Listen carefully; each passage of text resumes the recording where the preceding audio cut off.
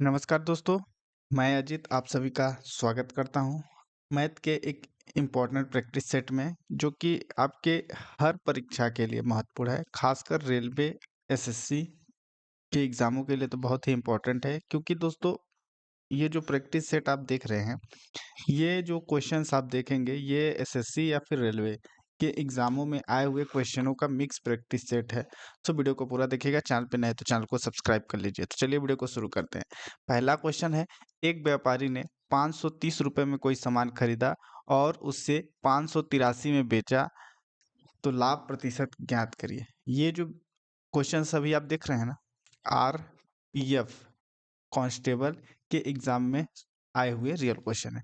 अगर हम बात करें कि 530 में खरीदा और 583 में बेचा, 583 में बेचा, जबकि उसको खरीदा था कितने में, 530 में।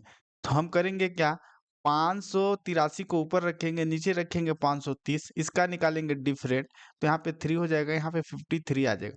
53 रुपए का उसने अधिक, 53 रुपए मतलब देखिए 530 में खरीदा था, 583 में बेचा, तो 53 रुपए का उसको प्रॉफिट हुआ, मतलब 53 रुपए उसको ज्यादा मिला। अब हम करेंगे क्या, 53 को ऊपर रखेंगे, नीचे रखेंगे 530, क्योंकि देखिए 53 रुपए का प्रॉफिट किसके वजह से हुआ है, 530 के वजह से, और गुणे में कर देंगे 100, क्योंकि हमको निकालना है वैल्यू को परसेंटेज में। ये जीरो से जीरो कटा और 53 एकम 53, तो 1 गुणे 10 इक्वल टू 10%, यानी ओवरऑल उसको 10% का प्रॉफिट हुआ।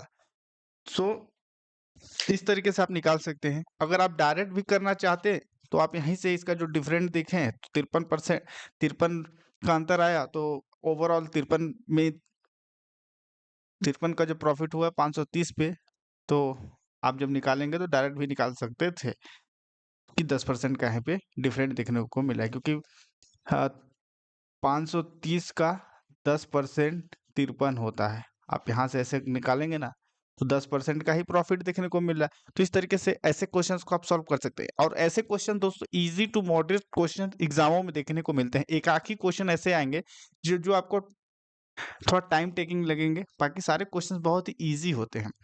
फिर देखिएगा, 3 बच्चों की उम्र 7:8:9 के अनुपात में है। यदि सबसे बड़े की आयु वर्ष 18 है, तो उनकी औसत यानी एवरेज एज ज्ञात करना है। तो कैसे करेंगे, सबसे पहले यहाँ पे 3 बच्चों की औसत उम्र, तो हम मान लेते हैं कि जो सब, अब देखिए चलिए औसत है, औसत अनुपात की तरफ चलते हैं। 7:8:9, इसमें सबसे बड़े की बात कर रहा है। औसत में सबसे बड़ा, या सॉरी, अनुपात में सबसे बड़ा 9 है, फिर सबसे उसके बाद 8, फिर 7, इस तरीके से है। अब हम इन सभी को जोड़ देंगे, 7 दूना 14, 7 तरीक 21, 21 3 24, तो यहाँ पे हमको मिल गया 24। इन सभी अनुपातों का सम हमको मिल गया 24। तो अब हम देखिए क्या करेंगे, औसत बराबर होता है, औसत बराबर आंकड़ों का योग बटे संख्या, आंकड़ों की संख्या। अब हमको क्या यहाँ पे क्या क्या अभी हमारे पास है, योग हमको मिल गया है, क्योंकि हमने तीनों का योग जोड़ा तो 24 आया। संख्या कितनी है, 3। औसत को हम x मान लें, तो x, तो ये 3x हो जाएगा, क्योंकि इस 3 का इधर इंटू हो जाएगा, तो यहाँ पे 24 हो जाएगा। x equal to 24 divided by 3, 3 अट्ठे 24, तो x की वैल्यू हमको यहाँ से 8 मिल गई, मतलब x एक की वैल्यू 8 मिल गई।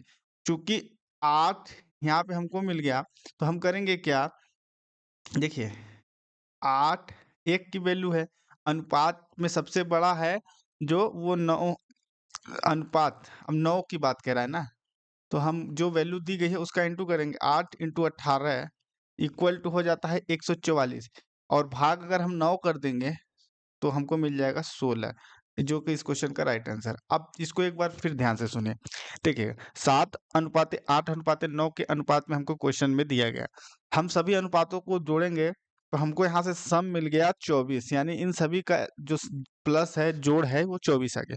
औसत का फॉर्मूला होता है औसत बराबर आंकड़ों का योग बटे संख्या। औसत हमको निकालना है, ठीक है। अब बराबर करेंगे आंकड़ों का योग मतलब 24, संख्या मतलब इन जो तीनों का, जैसे 1 2 3 तीन संख्याएं तो नीचे 3 लिखेंगे। x बराबर 24/3 करेंगे, तो अब हम जब काटेंगे तो x बराबर 3 मतलब औसत हमको 8 मिल गया। तीनों संख्याओं का एवरेज हमको 8 देखने को मिल रहा है।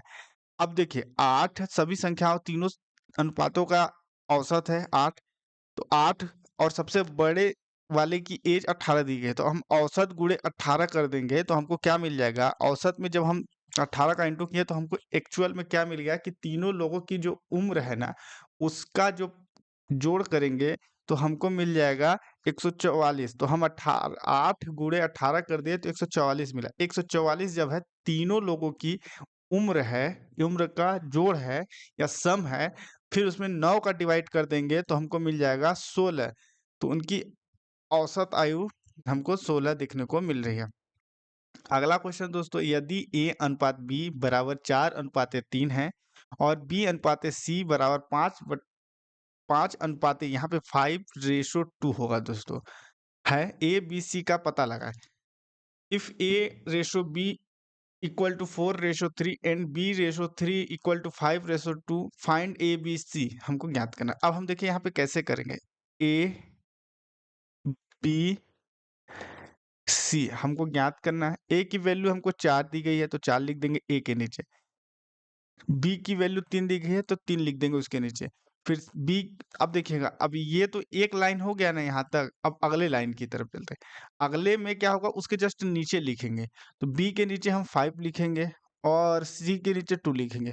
अब देखिएगा ये फर्स्ट वाले रो में, फर्स्ट वाले लाइन में यहाँ पे ये चीज ब्लैंक दिख रही है और सेकंड वाले में ए के नीचे ब्लैंक दिख रही है। तो जस्ट उससे पहले वाला उसको अपनी संख्या को आगे देगा।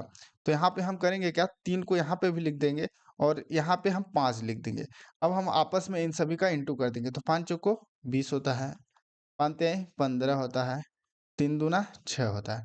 20 15 6 option number second is the right answer. तो ऐसे क्वेश्चंस जो रेशियो एंड प्रोपोर्शन के होते हैं, इस टाइप से आपको सॉल्व किए जाने होते हैं।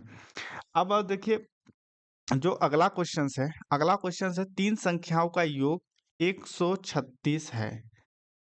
यदि पहली और दूसरी संख्या के बीच का अनुपात 2:3 है तथा दूसरी और तीसरी के बीच का अनुपात 5:3 है, तो दूसरी संख्या ज्ञात कीजिए। ये कैसे आप करेंगे, देखिएगा सबसे पहले इसमें क्या है कि हम मान लेते हैं 3 संख्याएं। माना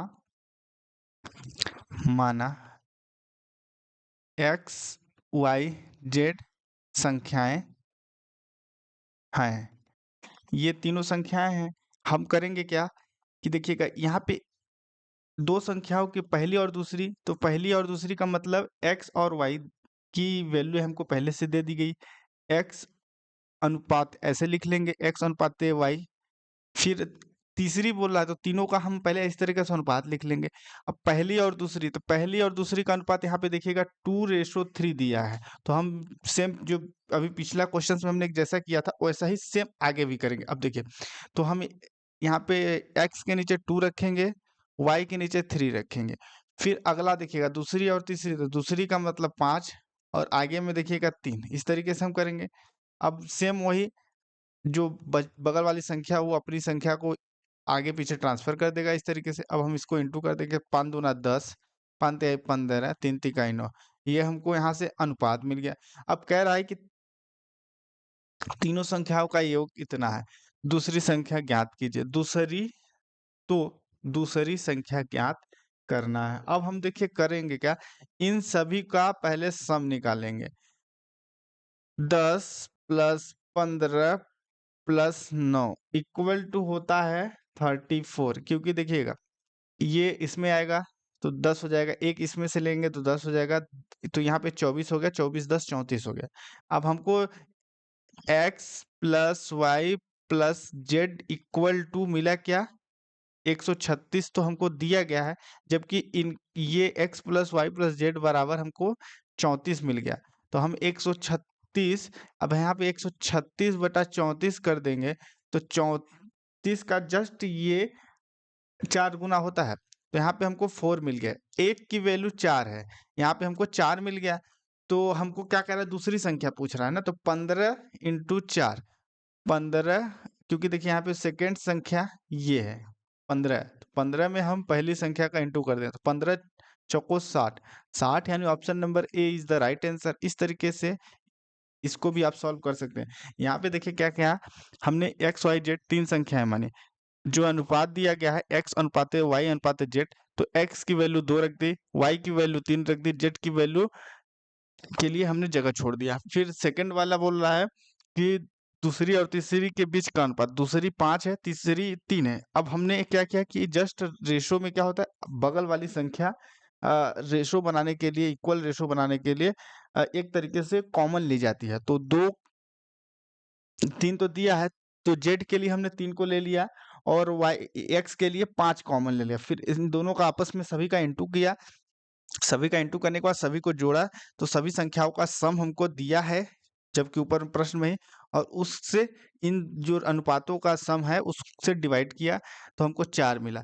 अब हम इंडिविजुअली क्या करेंगे, देखिए पहली संख्या का अगर देखिए 4 × 40, 4 × 10 कर देंगे तो 40 हो जाएगा पहली संख्या, पहली संख्या। यहाँ पे पहली पहली संख्या आ गई, और दूसरी संख्या हमने 15 × 4 किया तो दूसरी संख्या है। और तो अब देखिएगा 4 6 10 हो गया, और 9 चौक 36 हो जाएगा तीसरी संख्या। तो अब देखिएगा सभी का सम 136 आ गया कि नहीं।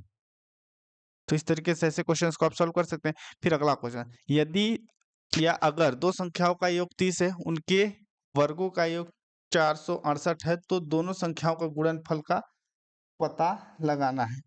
तो ये कैसे करेंगे, सबसे पहले इसमें भी हम दो संख्याएं मान लेते हैं। माना x और y दो संख्याएं हैं, दो संख्याएं x y हैं। अब इसमें हमको कह रहा है कि दो संख्याओं का योग, तो x + y 2 संख्या है, इनका योग 30 है, तो x और y का सम 30 हो गया। फिर अब इनके वर्गों का योग कितना दिया है, तो x + y स्क्वायर हमको दिया है 468। अब हम करेंगे यहाँ पे, देखिए कैसे, क्योंकि देखिए अब हम इस संख्या इसको पूरे तरीके से ओपन करेंगे x + y के होल स्क्वायर के फॉर्म में, तो हम x² + y² + 2x इसको लिख सकते हैं। अगर ऐसे भी लिखना चाहे तो x + y + 2xy ऐसे कर सकते हैं। तो हमने इसको डायरेक्ट इस तरीके से लिख दिया, x² + y² + 2xy इतना लिखा। अब देखिए x + y की वैल्यू हमको 30 दी गई है, तो हम यहाँ पे 30 का होल स्क्वायर कर देंगे, प्लस अब हम यहाँ पे 2xy = 468 रखेंगे, क्योंकि ये चीज यहाँ से हमने इसको सिंप्लीफाई किया है, इधर ये पूरा सिंप्लीफिकेशन हुआ है इस चीज का, तो यहाँ पे हमको ये मिल गया। तो देखिए 30 × 30 हम करेंगे कैसे, 30 × 30 + 2xy = 468 हमको यहाँ से मिल गया। 30 × 30 = 900 + 2xy = 468। इधर हम करके इसको इधर करेंगे तो ये माइनस का हो जाएगा, तो 2x = हम 900 में माइनस कर देंगे 468 का, तो 2xy = हमको यहाँ से मिल गया 432 यानी 432। x + y = 432/2, 2 दूना 4, 2 एकम 2, 2 छक्का 12, x + y x × y = 216, जो कि ऑप्शन नंबर बी में है, ये इस क्वेश्चन का राइट आंसर है। तो इस तरीके से इसको भी आप सॉल्व कर सकते हैं। फिर देन अगला क्वेश्चन,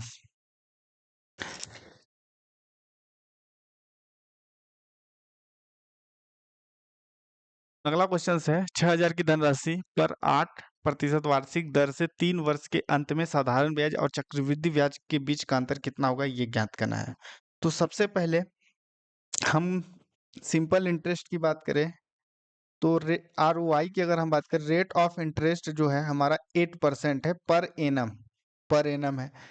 8 गुणे 3 कर देंगे तो 24% हमको चाहिए। तो यहाँ से हमको सिंपल इंटरेस्ट मिल गया 3 साल का 8% की दर से 24% ब्याज होगा। तो हम 6,000 का 24% अगर निकाल दें तो ये 0 से 0 कट गया, तो यहाँ से हमको मिलेगा 60 इंटू 24, 60 गुणे 24। तो 60 गुणे 24 जब हम करेंगे तो यहाँ से हमको मिल जाएगा 1440। तो 3 साल का जो सिंपल इंटरेस्ट है 1440 हो गया। बाकी हम इंडिविजुअली अगर निकालेंगे इसका, अब हमको कंपाउंड इंटरेस्ट निकालना है। तो कंपाउंड इंटरेस्ट अगर हम 6,000 का 8% 1 साल के लिए निकालें तो ये 0 से 0 कट गया, तो यहाँ से हमको मिल जाएगा 480। ये फर्स्ट ईयर का CI है, कंपाउंड इंटरेस्ट। अब ये 480 6,000 में जुड़ेगा, तो यहाँ से हमको मिल जाएगा 6,480। 6,480 का 8% हम जब यहाँ से निकालेंगे तो यहाँ से हमको मिल जाएगा 518.4। ये 2 सेकेंड ईयर का है। फिर ये 518.4 को 6480 में जोड़ेंगे तो 6998.4 मिल जाएगा। फिर इंटू करेंगे 8/100, यहाँ से हमको मिल जाएगा 559.872।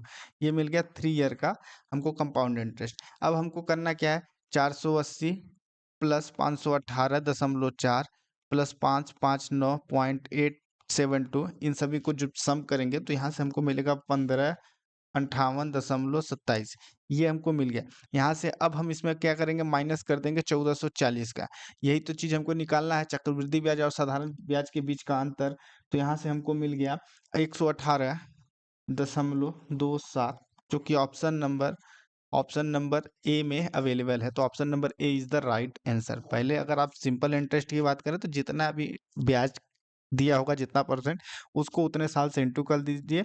इंटू करेंगे तो आपको फाइनली वो वैल्यू मिल जाएगी जितना परसेंट आपको सिंपल इंटरेस्ट लग रहा है। अब कंपाउंड इंटरेस्ट आप इंडिविजुअली निकाल सकते हैं, या तो अगर आपको पूरा फ्रैक्शन वैल्यू पता है ना, तो आप वन टाइम में ही पूरी चीज को इतना ना करके एक बार में ही आप निकाल सकते हैं। फिर अगला क्वेश्चन, किसी छात्र के अंकों को गलती से 63 के बजाय 83 दर्ज कर दिया गया, उसके कारण कक्षा के औसत अंक आधे से बढ़ गए। अब इसमें देखिएगा सबसे इम्पोर्टेंट है यहाँ पे जो कह रहा है, देखिएगा 63 से 83 हो गए। डिफरेंट यहाँ पे लेंगे तो 20 का डिफरेंट हमको देखने को मिल रहा है, डिफरेंट। अब यहाँ पे कह रहा है उसके कारण कक्षा के औसत अंक आधे से बढ़ गए। आधे से मतलब एक नंबर का जस्ट हाफ, मतलब औसत जो था वो आधा नंबर बढ़ गया। आधा नंबर बढ़ा, कितने लोगों पे बढ़ा, आधा नंबर जो बढ़ा, तो 20 के कारण औसत बढ़ गया। तो हम 20 अंक, तो देखिए 20, सबसे पहले 63 अंक के बजाय 83 दर्ज हो गया, तो किसी स्टूडेंट को 63 नंबर मिलने थे, जबकि उसके जगह पे उसको 83 नंबर दे दिया गया। अंतर कितने का हो गया, 20 का। तो प्रत्येक छात्र का जो औसत 1/2 हो गया, मतलब आधा नंबर उसका सभी का बढ़ गया। तो हम क्या कर देंगे, 20 इंटू 20 कर देंगे, तो यहाँ पे हो जाएगा 40। 40 का डिफरेंट है, वो छात्र की संख्या 40 थी। अगर ऐसे नहीं निकालेंगे तो 1/20 इक्वल टू 20 कर देंगे। यहाँ पे 1 हम मान लेंगे, 1 इंटू 1 इक्वल टू 20 इंटू 20, इस तरीके से हो ही जाएगा। तो यहाँ पे हो जाएगा 40, जो कि ऑप्शन नंबर सी में अवेलेबल है। तो या तो डायरेक्ट आप इस तरीके से कर सकते हैं, या तो इतना आप करके ऐसे कर सकते हैं। दोनों ऑप्शंस आपके पास अवेलेबल है। फिर अगला क्वेश्चन, 4 परीक्षाओं में रवि के औसत अंक 80 है। अगर 5वीं परीक्षा में उसे 120 अंक मिले तो नए औसत अंक का पता लगाए। देखिए यहाँ पे सबसे सिंपल है फॉर्मूला, औसत इक्वल टू आंकड़ों का योग बटे संख्या। अब हम यहाँ पे औसत कितना दिया है, 80 दिया है, योग कितना है x, और संख्या कितनी है 4। x equal to 80 into 4, x equal to 8 चौक 32 320। देखिए रवि के द्वारा इंडिविजुअली हर सब्जेक्ट में जो नंबर पाए हैं उनका सम 320 था 4 सब्जेक्टों का। और अगर पांचवी परीक्षा में या 5वें सब्जेक्ट में उसे 120 अंक मिले, तो नए औसत की बात करें, हम क्या करेंगे 320 प्लस 120 जोड़ देंगे, तो यहाँ पे हमको मिल जाएगा, यहाँ से हमको इक्वल 045 540 नंबर मिले। 5 संख्याएं जीती, पांचों संख्याओं का जोड़ 540 है। अब हम करेंगे क्या, औसत हमको निकालना है, तो सेम इसी फॉर्मूले पे हम वैल्यू को पुट कर देंगे। अब हमको बस कुछ नहीं करना है, औसत बराबर होता है आंकड़ों का योग बटे आंकड़ों की संख्या। तो औसत तो हमको ज्ञात करना है, आंकड़ों का योग हमको मिल गया 540, संख्याएं कितनी हो गई 5। अब हम यहाँ से इसको कर देंगे काट, 5 एकम 5, तो अब हम यहाँ से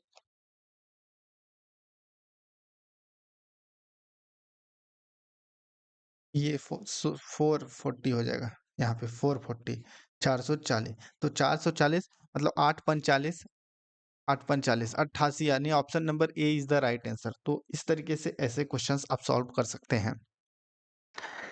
फिर अगला क्वेश्चन, एक आदमी अपनी समान चाल के 3/4 से चलकर अपने समान समय की तुलना में 20 मिनट देरी से कार्यालय पहुंचता है, उसका सामान्य जो चाल है वो ज्ञात करना है। सामान्य समय यानी, तो अब हम कैसे करेंगे, देखिएगा, समय जो होता है चाल का हमेशा व्युत्क्रमानुपाती होता है। समय टाइम अपॉन 1/, चाल सम, तो हम करेंगे समय जो है व्युत्क्रमानुपाती होता है चाल का। तो अगर चाल अधिक होगी तो समय कम लगेगा, और समय कम होगा तो चाल अधिक होगी। मतलब देखिएगा, अगर हम एक एग्जांपल की बात करें, ए नाम का कोई व्यक्ति है और एक्स नाम के डिस्टेंस तक जाना है, तो अगर उसकी स्पीड अधिक होगी, स्पीड अधिक है, तो उसको डिस्टेंस को कवर करने में समय कम लगेगा। और अगर उसकी स्पीड डाउन है तो उसको टाइम अधिक लगेगा। इसी वो चीज यहाँ पे कह रहा है, समय जो होता है चाल का व्युत्क्रमानुपाती होता है। अगर चाल अधिक है, चाल मतलब चलने की क्षमता बहुत तेज है, तो समय कम लगेगा कि वो जल्दी पहुंच जाएगा। और अगर चाल धीमी है तो समय ज्यादा लगेगा। तो यहाँ पे अब हम प्रश्न की तरफ चलेंगे। 3/4 कह रहा है, 3/4 कह रहा है, तो अगर चाल का अनुपात है तो हम इसको 4:3 के इस तरीके से फॉर्मेट में लिख सकते हैं। और ये चाल का है, चाल, और अगर हम 3/4 कर देंगे तो ये समय का होगा, क्योंकि यहाँ पे व्युत्क्रमानुपाती की बात कर रहे हैं। अंतर कितने का है, 1 का। इन सभी में आप देखिएगा तो डिफरेंट जो है 1 का है, 1 का डिफरेंट है। तो अब हम 1 बराबर 20 मिनट हमको प्रश्न में ही दिया गया है, क्योंकि यहाँ पे 20 मिनट देरी से चलता है, 1 की वजह से उसको 20 मिनट समय लग जाता है। तो अब हमको क्या निकालना है, तो हम 20 × 3 कर देंगे, 20 × 3 कर देंगे, क्योंकि हमको उसकी समान चाल निकालनी है। तो हमें सामान्य चाल मतलब ये वाला पोर्शन यूज करना है। तो ये 60 मिनट, यानी option number D is the right answer. So इस तरीके से आप ऐसे क्वेश्चंस को सॉल्व कर सकते हैं। देन अगला क्वेश्चंस और लास्ट क्वेश्चंस कह रहा है, एक मोटरसाइकिल को 7,840 में खरीदा गया, फिर उसे 7% के लाभ पर बेच दिया गया, उसका विक्रय मूल्य कितना होगा ये ज्ञात करना है। खरीदा गया, बाइंग जो प्राइस था 7,840, 7,840 है, कितने की परसेंटेज के प्रॉफिट में बेचा, 740 का 7% निकाल दीजिए आप, ये 0 से 0 कट गया। फिर अगर आप आगे 5 से 2 से काटिए, 2×5 = 10, और ये 2×3 = 6, 2×9 = 18, 2×2 = 4, 392 × 7/5 हमको यहाँ से मिल गया इक्वल करके। अब हम इसका जब इंटू करेंगे, 7×2 = 14 के 4, रिमेनिंग 1 बच गया।